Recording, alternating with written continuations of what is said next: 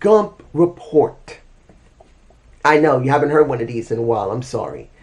I haven't lied about been having some issues with my anxiety and depression. So I'm sorry. I'm very sorry about that. I try to do my best, but if I don't feel it, I can't do it. But I'm doing a Gump report and one Gump goodness, and then I'm going to see what's next that I can try and figure out that's good to report or do a Gump goodness on. Or maybe I might do another retro wrestling review. I am considering that. That might be the next one after the two. I'm considering it. But this video is about the ratings for TNA. Now, and I believe I'll leave a connection below, you'll see there was a comment by Carlos Silva who says, since TNA has been working with NXT, the ratings have been boosted. Now, I've never stated that they hadn't, because there was no way they weren't going to get a good boost from working with NXT.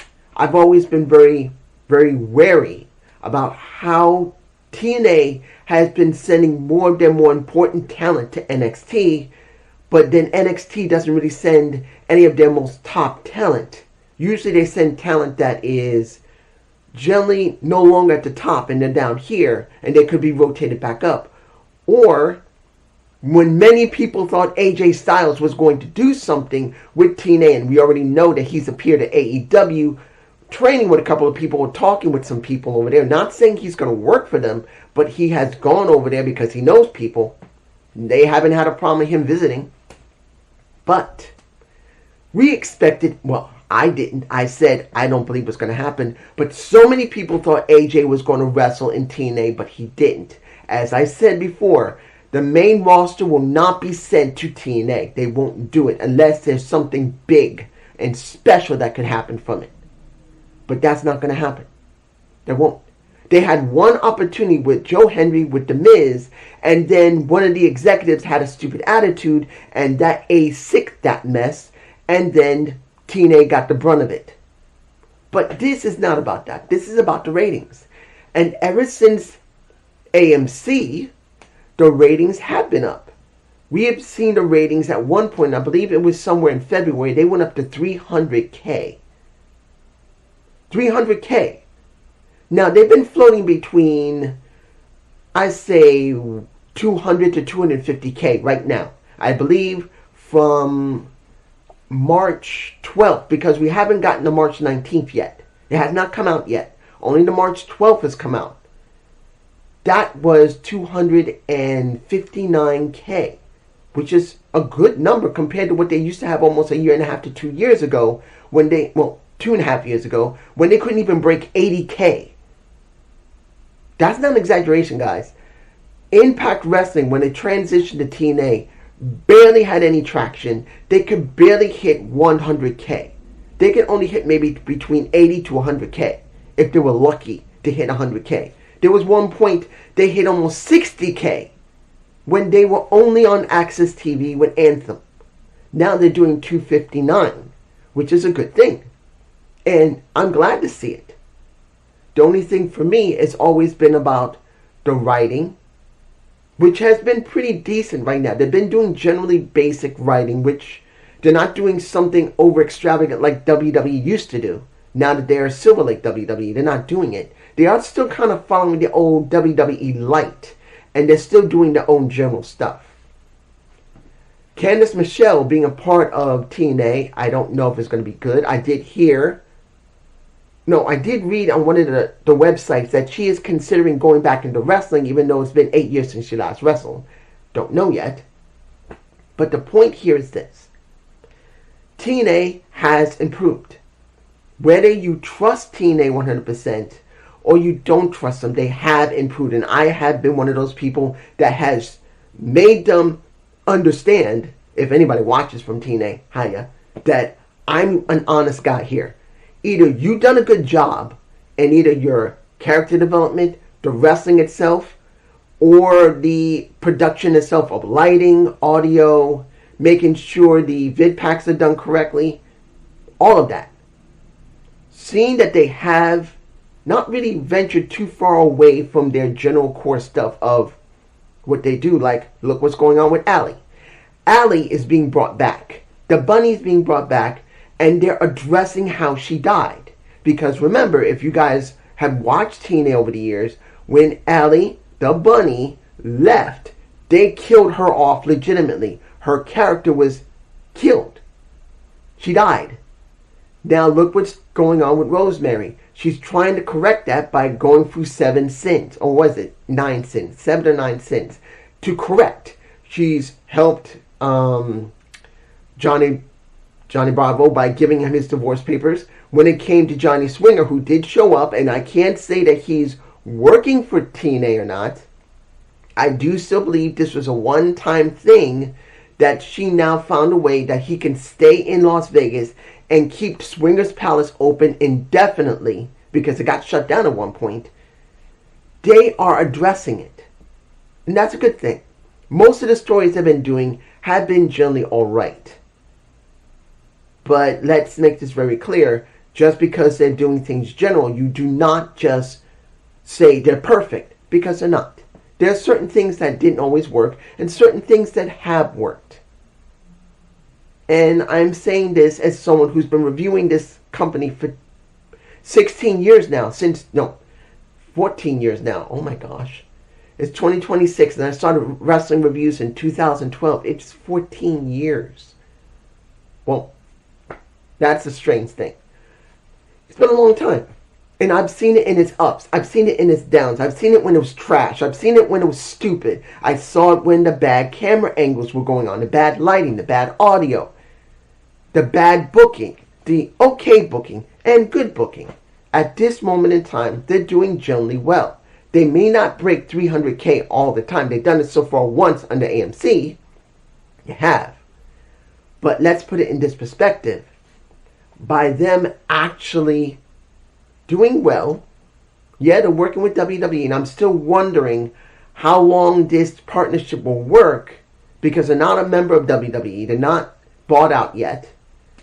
And at any time, they can break their affiliation. Can they function without WWE by their side? That is going to be the biggest question. I still say this, and I know people, if anybody says anything, dude, they're great. They're great as long as they're working with a company like WWE. The question is going to be, can they function without them? Because remember, if they don't function without them, we'll go right back to where they were before. And that's going to be the big question eventually. Unless, two things. One, WWE actually does buy out TNA eventually. Because that's a big thing. Anthem still owns TNA. That's their own. Remember, Anthem is a corporate entity itself, just like Silver Lake WWE is. You got Silver Lake WWE and you got Anthem. They're both corporations.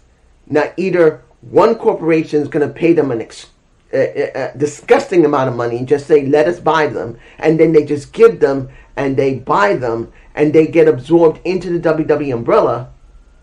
Or you're going to have TNA eventually break away from WWE in their partnership. And that's going to be the big question. It's eventually one or two things will happen. Either they're going to leave the partnership with WWE eventually, or they will be absorbed by WWE. I don't think they'll be absorbed because I just don't see Anthem selling them. The CEO of Anthem, I just don't believe he wants to sell them because they're a very good commodity. Wrestling may not be big still, like it was in the 80s and the 90s, but it is profitable. TNA is profitable to them, and they're not going to sell it unless they get an obscene amount of money. They're just not. So I would rather think the CEO will just say the partnership is over, I'm not selling, and WWE says either you sell them or you leave, and he'll say, we're leaving. That's the way I think it'll be. One of the two. But as it stands now, going back to the beginning of this video, we have good ratings for TNA. It's not like it's 75K or 40K or 100K. When they first appeared on Anthem, they had 173K. Now, I'm not saying they didn't have 100K before that, but I think that's the highest number they had in quite a while. Not ever, but quite a while. And since then, it's been hovering over 200 and staying between 200 to nearly 250K. That's pretty good numbers for them. Will they ever beat those numbers? I don't know. It's going to depend on if they get something new. Something has to... I'll give it to you like this. When it comes to TNA, if they're going to increase their numbers, they're going to need a certain star to go there. There's just no way they're going to be able to break the numbers they're hitting right now and be near the same numbers of either NXT, Collision, or Dynamite. Because if you look at Dynamite, they're still holding about 600 500K. Collision's holding between 4 to 500, and NXT has been floating in between those two. So they got competition from 3 different brands of WWE and AEW. That's just how it is. So for them to be able to break away from that and actually start growing the numbers, they're going to need someone substantial. And it's got to be someone really big. It's got to be. That's the only way. It's not just going to be about the booking. Let me give you like this. Let's say that John Cena does not stay with WWE in his Legends contract, and he's not wrestling anymore, but he chooses to leave their company, and he goes to TNA, because there's no way he didn't see TNA. He knows of TNA, but the thing is that he may not be a wrestler anymore, but he can be a personality, and John Cena still pulls in ratings even after retirement.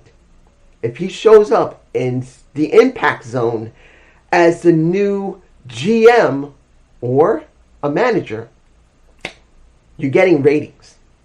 You will get ratings, even if it's John Cena as a retired wrestler.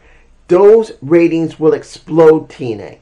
There is no way on this green earth that will not happen. Candice Michelle, I don't see her bringing in ratings. No. John Cena could. CM Punk could have. If CM Punk had gone to TNA, he could have brought in some really interesting ratings. He has not been there since the mid-2000s. Since he left, I know he was working in there at one point before he went and stayed in ROH. But he was in TNA at one point. He was. So if he was there, you would get that. Let's see who else would bring in really strong ratings.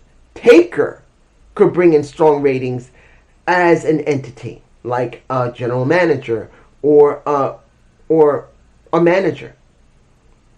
Booker T, no. But Undertaker could. CM Punk could.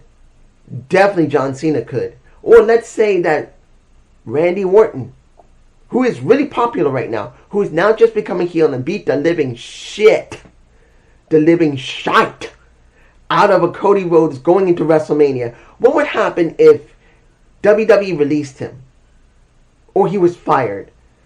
Do you not think that Tony Khan would not go for him or a Carlos Silva? If he went to TNA, there would be an explosion on TNA television because of the numbers of him being there. Any one of these people can bring in those ratings. Any one of them. And others I'm not mentioning. But this is just my thoughts about what could really break that 300K barrier for TNA, because they have not broken it since they left Spike. Let's make it clear. They have not broken their 300K barrier since they were in Spike. When they went to Destination America, nothing. When they gone to Anthem and then the Access TV, nothing. This is the first time in years they have been able to have consistent numbers over 200K. This is it. They just need the right person to just give them star power. That's the truth. They just need the right person. Does it mean they'll be safe? Because we went through this before. Remember, when TNA was still TNA before they went to Impact, you had Hulk Hogan, you had Diesel, you had Eric Bischoff, all those guys that came in that did boost ratings when they were still on Spike, but they just screwed the pooch when it came to how they treated the talent and how they did their budgets. But now, in this situation, it could be different. I'm not saying it'll be great, but it could be different. But this is just me. And I hope you enjoyed this Gump report. Please give me a comment below. I am going to do a Gump Goodness now. I don't know what I'm going to do next. I'm going to see, maybe I might do another retro wrestling review. Try to find, if you don't know, retro wrestling review is, I will find a wrestling match on YouTube. I will review it, and I'll leave the link down below so you can watch it yourself and give your own opinion. Hope you enjoy this. Peace.